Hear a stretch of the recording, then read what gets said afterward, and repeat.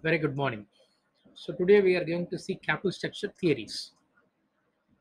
So in the last classes, probably you could have came across the capital structure, importance, factors influencing capital structure, etc. Right?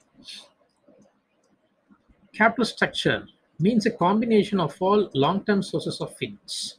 It includes your equity share capital, reserves and surplus, preference share capital, loan, debentures, and other such long-term sources of finance.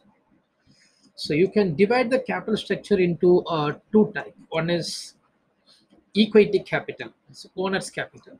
Another one is debt capital or third-party capital. Here the share capital, reserves and surplus, all those things are termed as owner's capital. Preference share capital, loan, debentures are considered as debt capital or third party capital.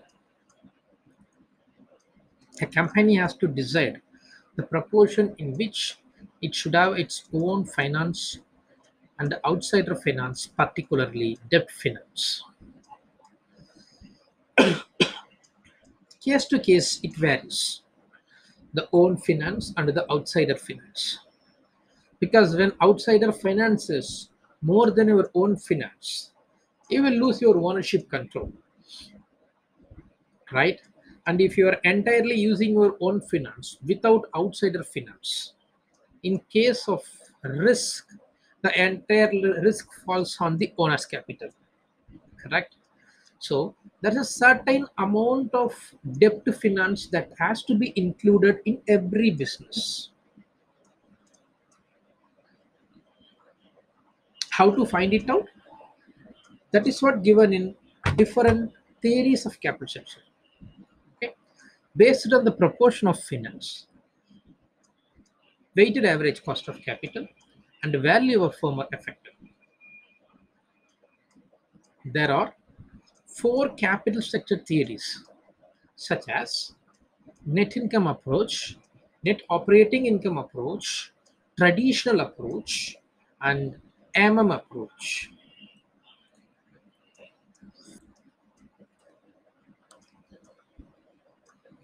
We will see one by one.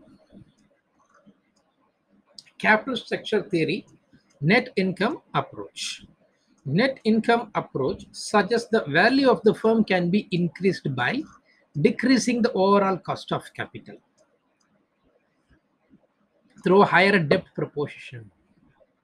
Okay. The value of the firm can be increased. This is what you have seen in the practical problem part, which we have discussed in the last class.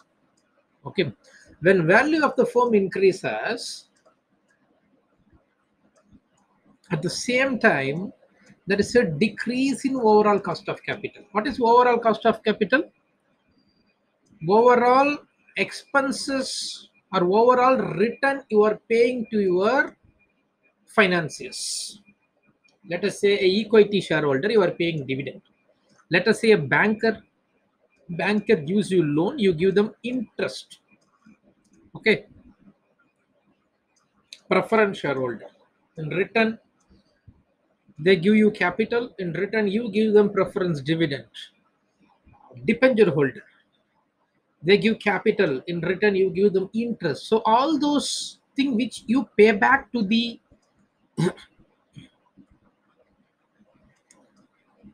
people who has given the fund to the business, all this return which you are paying to the people who has given fund to the business, that is called overall cost of capital.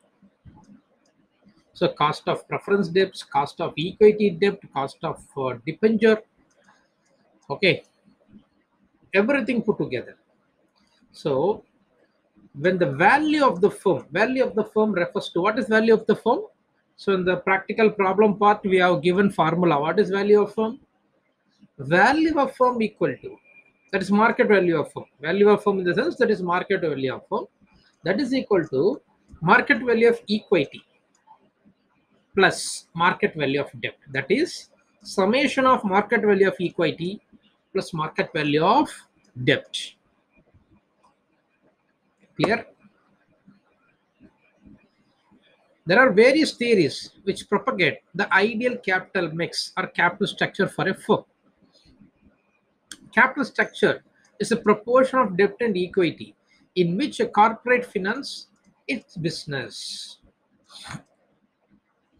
Corporate refers to any firm or company. Okay, how they are financing to the business? Through debt capital and equity capital. We have already discussed about it in detail in the previous classes. The capital structure of company plays a very important role in determining the value of firm. In most of the cases, the market value of the firm is getting affected by the structure of capital. That is the structure of debt and equity mix or a capital structure. That's what they mention. The capital structure of a firm plays a very important role in determining the value of a firm. Net income approach was presented by Durand. The theory suggests increasing value of the firm by decreasing the overall cost of capital, which is measured in terms of weighted average cost of capital. So theory suggestion is very simple. Increasing the value of firm, that is increasing the market value of equity, increasing the market value of debt by decreasing the overall cost of capital. It means the amount which you are paying to your investors, the amount which you are paying to the banker or the debenture holder should be a minimum one, so that the value of the firm will be increasing. Got it? This can be done by having a higher proportion of debt, which is cheaper source of finance when compared to equity finance. Okay. Debt is always cheaper than your equity finance. Agreed? Debt finance. Let us say why companies are going for debt finance. With only equity, company can manage well. Am I right? With only equity capital, company can manage well. You take 90% of companies will not only have that equity capital but also have their debt capital. Correct? Why they need to go for a debt? Why they need to depend on a debenture holder or a banker? See, because when the profit comes, okay, the equity shareholder has right to claim the profit. Am I right? All the profit belongs to equity shareholders. Correct? But whether company is declaring dividend or not, that's a different story. Leave that. But who is the owner of all the profit? Who is the owner of capital? Correct? Who is the owner of capital? Equity shareholder. So equity shareholder will be the owner of all the profit company makes. Okay, but it is not mandatory for the company to declare entire profit as dividend to the equity shareholders. Always it retain a portion, and a part of the entire profit will be given to equity shareholders. Sometimes it will be pluffed back in the profit also. Got it? So why we need to raise debt finance? Because either it is a debenture holder or a banker. Okay, these people will not have right to claim the profit, though they are finances of your business, though they are investing into your business. They don't have a right to claim the huge profit. Why? Because the return is given to them is a fixed one. Let us say whether profit comes or loss comes, the interest rate, let us say 10% for debentures, 10% for bankers. Correct? And they don't have any ownership of the firm. They don't have any ownership right and the control over the firm. They don't have the voting rights. So when you are using a cheaper source of debt to finance, when you are using a cheaper source of debt to finance, through the debt to finance, some level of profit will increase, correct? But for the increased profit, the debenture holder or the banker will not claim the profit. They will only claim their interest part or the principal part. Now, is it clear why we need to go for a debt to finance? Let us say I am a sole proprietor, I do my business. Assume that I am having 80 lakh rupees in hand. That is my own capital. Okay. Remaining 20 lakhs I borrow from let us say from State Bank. So now my profit is getting doubled. Whatever I get for 80 lakh, now for 1 crore rupee, the profit is getting doubled. Assume it. What the banker will get? Only the interest and the principal amount. They cannot claim my profit. But what is the benefit I received because of this debt?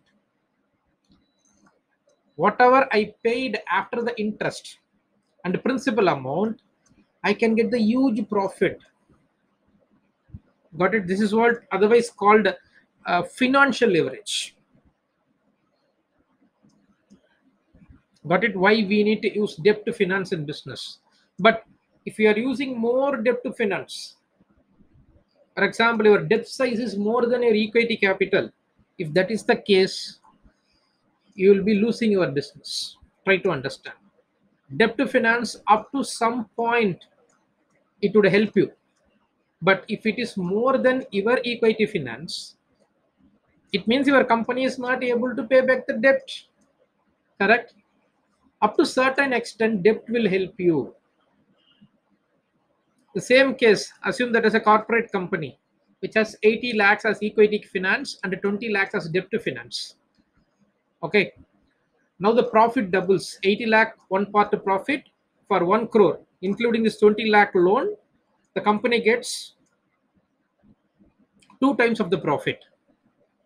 In case, instead of borrowing a debt to finance, the company get finance from equity shareholders, what happens?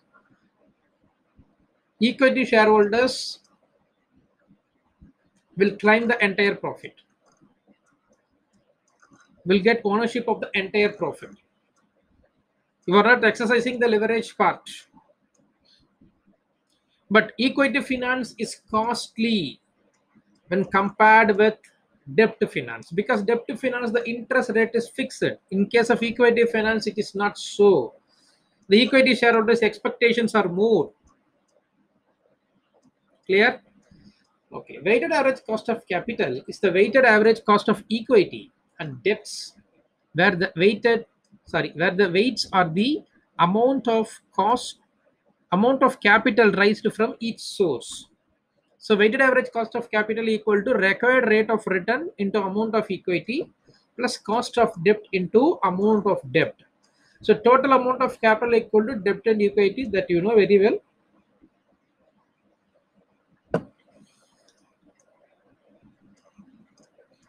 According to net income approach, change in the financial leverage of a firm will lead to a corresponding change in the weighted average cost of capital and also the value of company.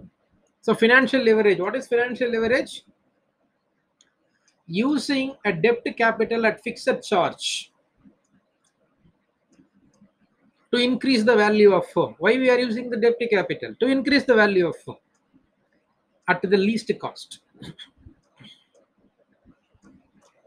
The net income approach suggests that with the increase in leverage, that is proportion of debt, the weighted average cost of capital decreases and the value of firm increases. Got it? This is what this net income approach talks all about. When we use leverage, that is financial leverage, when you borrow debt, the weighted average cost of capital decreases, the value of the firm increases. On the other hand, if there is a decrease in leverage, you are paying back the debt. You are paying back the debt. The weighted average cost of capital increases. Thereby, value of the firm decreases. Just opposite to the previous point. That's it. Assumptions of net income approach. The increase in debt will not affect the confidence level of the investors. Here, investor refers to equity shareholders, that is, owners of the company. Because when you are increasing the debt, what happens under this theory? When you are increasing the debt, value of the firm increases and decreasing the cost of capital. That is why it will not affect the confidence level of the investors. It assumes that there are only two sources of finance, that is debt and equity. It doesn't entertain other sources of finances like preference share capital and retained earnings. All companies have uniform dividend payout ratio, which is 1. But practically that is not possible. Company to company, the dividend payout ratio will change. But this theory assumes that all company will have uniform dividend payout ratio. There is no flotation cost, no transaction cost, and no corporate dividend tax. Okay, what is flotation cost and transaction cost? These are the costs which we are giving it to the merchant bankers, underwriters to sell our shares.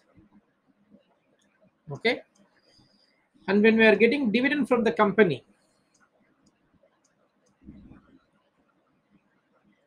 tax is applicable. So this theory ignores flotation cost, transaction cost, and the corporate dividend tax. And it assumes that capital market is perfect. It means information about all companies are available to all investors. And there are no chances of overpricing and underpricing of security. So those who are actually doing this share trading will know there is a possibility of ups and downs in the share market. That is, overpricing of particular share and underpricing of a particular security may happen. But this theory says that there is no chance like that. It means all information about all the companies are available to all investors. Further, it means that all investors are rational. That means they think logically. They invest after thinking a lot.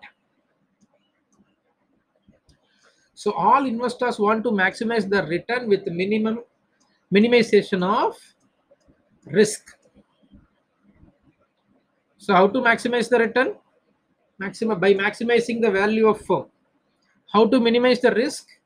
By taking a financial leverage. That is by increasing a proportion of debt, you are increasing the profit. By the way, you are maximizing your return. All sources of finance are for infinity. This is also practically question mark. How come your finance in the balance sheet is infinity? You should say my capital is 500 crore or 1000 crore. It is not an infinity. There are no redeemable sources of finance. It means debt and equity exist forever. There is no redeemable sources of finance. Okay, now look at the crux.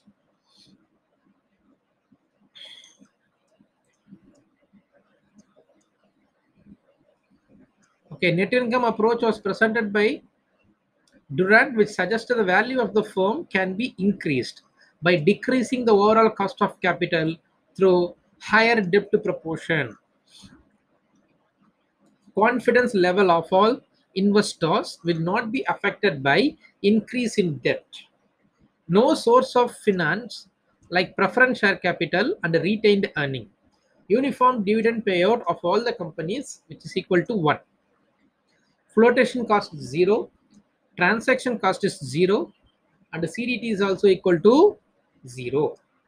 Perfect capital market exists and source of finance is infinity. So CDT refers to corporate dividend tax. Okay, this is the format to find out calculation procedure. Sorry, calculation procedure to find out overall cost of capital under net income approach, EBIT minus interest rate. That is debt into interest rate. You will get interest cost. If you less that, you will get earnings after tax. Tax is assumed to be absent here. Then you will get shareholder earnings,